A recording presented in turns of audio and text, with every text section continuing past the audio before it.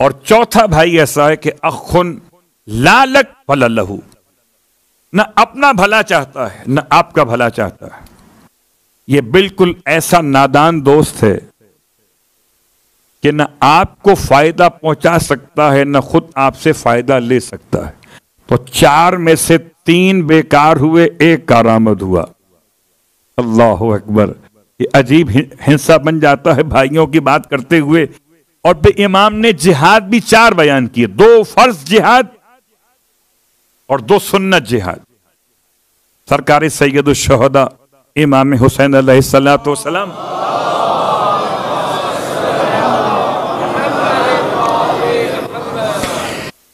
اس اپنے جملے کی وضاحت فرماتے ہیں. پہلا جو جہاد فرض ہے وہ اپنے نفس کے خلاف جہاد ہے جو انسان پر واجب کیا گیا ہے. دوسرا جہاد جو فرض ہے وہ انسان کی دفاعی صلاحیت کی بنیاد پر دشمن کو روکنے والا جہاد ہے. کوئی اگر حملہ کرے تو اس کو روک سکے، یہ جہاد بھی واجب ہے. پھر ایک جہاد سنت ہے. امام فرماتے مگر یہ جہاد زمانے کے امام کے ساتھ واجب ہو جاتا ہے، برائی کے خلاف ہو، اچھائی کی حمایت میں. چوتھا اور آخری سرکار سید الشہداء فرماتے ہیں باقی تمام نیکیوں کے بارے میں کوشش کرنا. جہاد کا مطلب یہ کوشش ہے، جد و جہد ہے. امام کے الفاظ مقدس، امام نے کسی سائل کو تو خالی ہاتھ واپس جانے دیا، اور نہ میرے مولا نے سخاوت کے باب میں کسی کو اس کے سوال کے مطابق عطا کیا بلکہ اس سے زیادہ عطا کیا.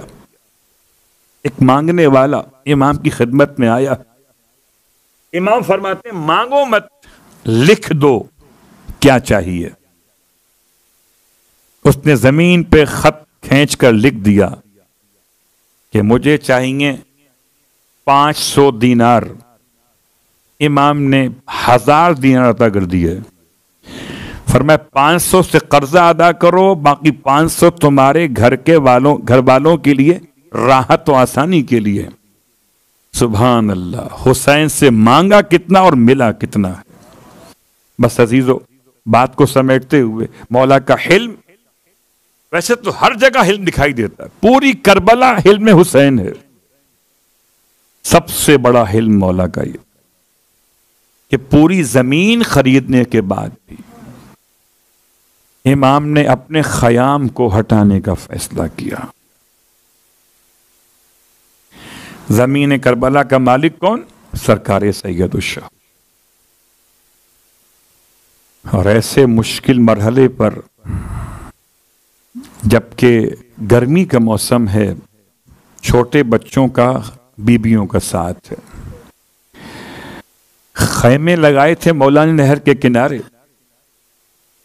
2 محرم کو، 3 محرم کو خیمے ہٹانے پڑ گئے، 1 دن سے رہے. مولا کا حلم دیکھیے، ورنہ ابھی جنگ شروع ہو جاتی. حضرت عباس اطاعت گزار حسین ہیں، المطیع للہ ولرسولہ ولامیر المؤمنین. ایسے اطاعت گزار ہیں کہ خیمے لگانے والے بھی عباس تھے اور خیمے ہٹانے والے بھی عباس. یہ اطاعت ہے. اللہ اکبر. ایسا بھائی کس کو نصیب ہوا ہے. اور آج دل چاہتا ہے کہ آپ کی خدمت میں کربلا کے پس منظر سے کچھ باتیں مولا عباس سے متعلق بیان کروں. شب جمعہ ہے، شب توبہ اور استغفار بھی ہے، شب 15 محرم بھی ہے.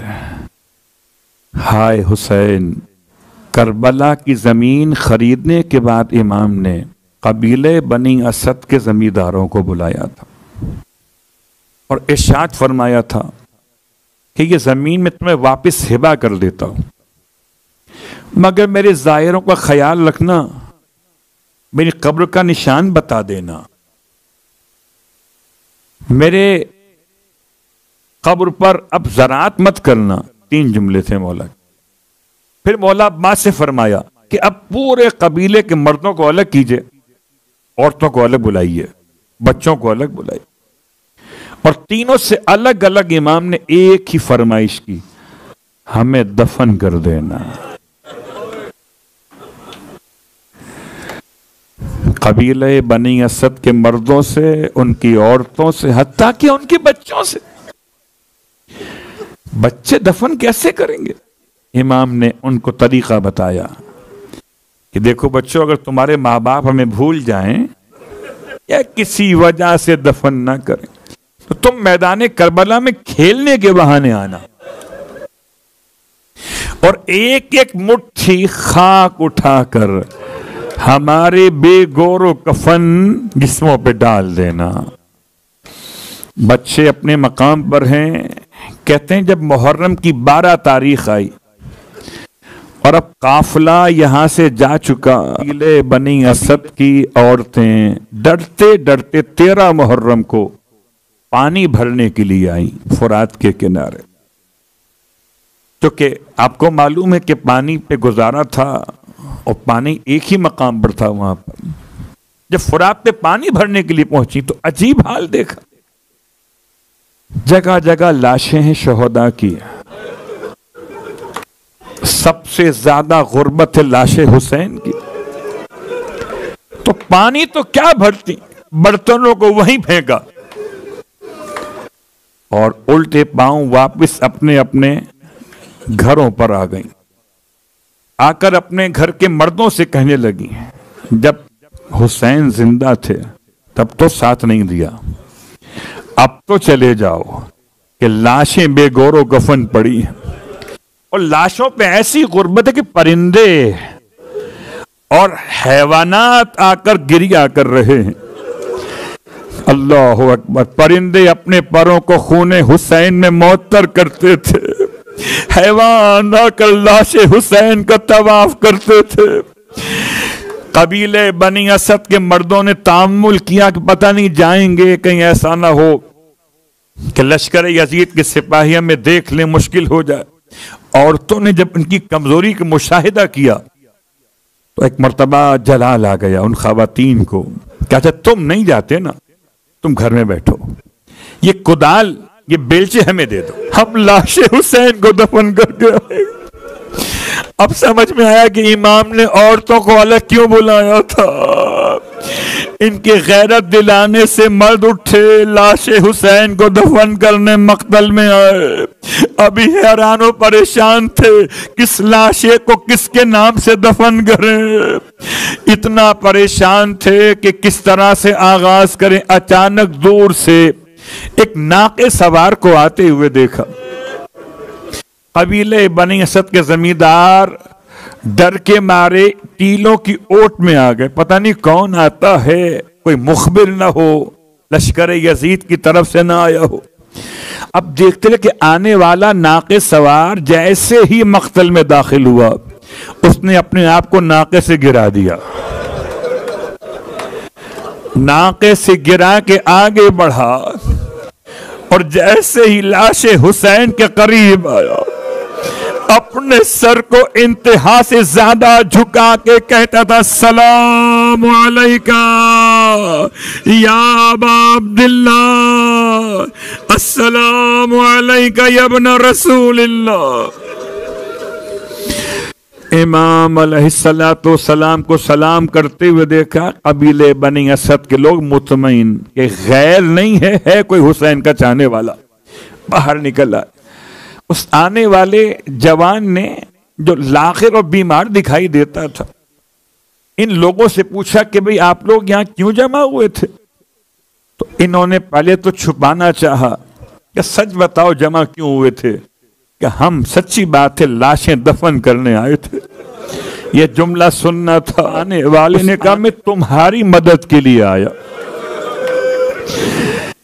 اب جب بڑا حوصلہ بنا تو کہنے لگے ہم نے بڑی کوشش کی کہ کم از کم ابتدا کریں لاش حسین سے، ہم سب نے مل کر کوشش کر لی مگر لاش حسین کو اٹھا نہیں پا رہے۔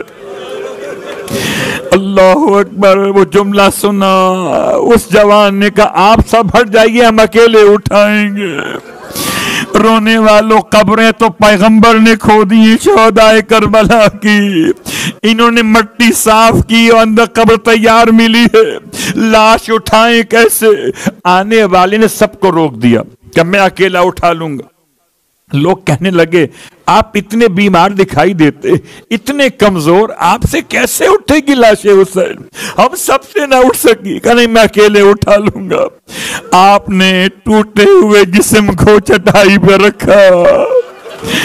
ایک ٹکڑا نہیں تھا, دو ٹکڑے نہیں تھے, ارے 9 ٹکڑوں میں لاش حسین, ٹوٹی ہوئی پسلیاں, کٹی ہوئی انگلیاں, قطع شدہ بازو حسین, ٹکڑوں کو چٹائی پہ رکھا اور اب اٹھا کے لحد میں اتارا ہے.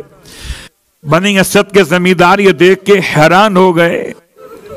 ایک مرتبہ لپٹ کے قدموں سے فریاد کرنے لگے بتائیں آپ ہیں کون؟ ہم سے نہ اٹھائی گئی لاش حسین, آپ کون ہیں؟ امام نے فرمایا انا یتیم الحسین, میں حسین کا یتیم سید سجاد. بنی اسد کے زمینداروں نے ایک جملہ عرض کیا ہے, کہتے ہیں کہ مولا باقی ساری لاشیں تو گنجے شہیدہ میں ایک خیمے کے اندر مل گئی تھیں, اکیلی نہر کے کنارے پڑی ہے. لیکن سمجھ میں نہیں آ رہا لاش ہے کس کی, اس لیے کہ سر کٹا ہوا ہے.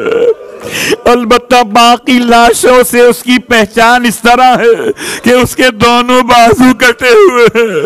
امام نے تڑپ کے فرمایا تم ہاتھ نہ لگانا, ارے میرے چچا کی لاش ہے, سجاد اپنے ہاتھوں سے اٹھائے گا. امام نہر کے قریب آئے اور رونے والوں, امام نے نہر کے قریب آ کر لحد بنائی ہے. وہ سوال جو کیا گیا تھا آغائے مہدی بحر العلوم سے, کربلا میں مولا عباس کے حرم میں بیٹھے صحن کے اندر تھے. ایک مرتبہ اندر کام جاری تھا مولا عباس کے سرداب میں, وہ کام کرنے والا چونا کاری کر رہا تھا, ہاتھوں کو آلودہ چھوڑ کر باہر آ گیا. ہاتھ آلودہ ہیں, آ کے رونے لگا, کہتا ہے یہ بتائیے آغا کہ قبر عباس کہاں پر ہے؟ سرداب سے نکل کر آتا ہے مولا عباس کے حرم کی اور سوال کرتا ہے کہ قبر مولا عباس کہاں پر ہے؟ آپ نے فرمایا کیا بات کرتے ہو, جہاں سے تم آتے ہو وہیں قبر مولا عباس. اس نے کہا آغا آپ تو مجلسوں میں پڑھتے ہیں کہ مولا عباس کا قد بڑا طویل تھا, اتنا طویل تھا کہ جب گھوڑے پہ سوار ہوتے تھے اور پاؤں رکاب میں رکھتے تھے تو آپ کے دونوں زانو گھوڑے کے کانوں کے برابر محسوس ہوتے تھے, اور جب پاؤں رکاب سے نکالتے تھے تو آپ کے پاؤں زمین پر خط کھینچتے تھے. اتنا طویل قد تھا مولا عباس کا. اندر جس کی قبر ہے وہ تو لگتا ہے 6 مہینے کا کوئی بچہ ہے. آپ نے گریہ کیا, وہ روتے روتے بے ہوش ہو گئے. اتنے عارف اتنے کامل تھے, انہیں ہوش میں لایا گیا تو فریاد فرمانے لگے اے معمار تو نے عجیب سوال کر لیا, قبر تو پوری برابر کھو دی گئی تھی. جب چوتھے امام نے اپنے چچا کی لاش کو اٹھانا چاہا, اتنا جسم ٹوٹا ہوا تھا کہ جس اعضا کو ہاتھ لگاتے تھے وہ ٹوٹ کے دوسرے اعضا سے الگ ہو جاتا تھا, اور ایک ساتھ لاش عباس نہ اٹھائی جا سکی, ٹکڑوں میں بٹ گئی. میرا چوتھا امام سینے پر منہ رکھ کے رونے لگے, فرماتے تھے امی العباس الدنیا بعدک الافا, اے چچا آپ کے بعد دنیا آنکھوں میں اندھیر ہو گئی. چچا آپ نے دیکھا آپ کے سجاد کو ہتھکڑیاں پہنا دی گئی, چچا آپ کے سجاد کو گلے میں توق پہنا دی گئی، چچا آپ کا سجاد محمد۔ میں آخری جملہ آپ کی خدمت میں عرض کروں، آپ نے گریہ کیا، مجلس تمام ہو گئی، خدا آپ کو کربلا لے جائے، خدا کرے مولا عباس کی حرم میں جائیں، اور خدا کرے آپ کو سرداب میں جانے کا موقع ملے، آپ سے برداشت نہیں ہو پائے گا، آپ سے برداشت نہیں ہو پائے گا۔ قبر عباس کی غربت ایسی ہے، ذرا سوچئے اگر آج کا عزادار برداشت نہیں کر پا رہا، اچھا ہوا اے ماں ام البنین آپ نے قبر عباس کو نہ دیکھا۔ ہائے جس نے پالا تھا وہ اپنے لال کی قبر کو کس طرح دیکھ پائیں گی؟ وہ تو فرماتی تھی، رونے روک کے فرماتی تھی، بتانے والوں اتنا تو بتا دو، جب میرا بیٹا زین سے زمین پہ گرا تھا تو کیا دونوں ہاتھ کٹ گئے تھے؟ ہائے مادر ابا۔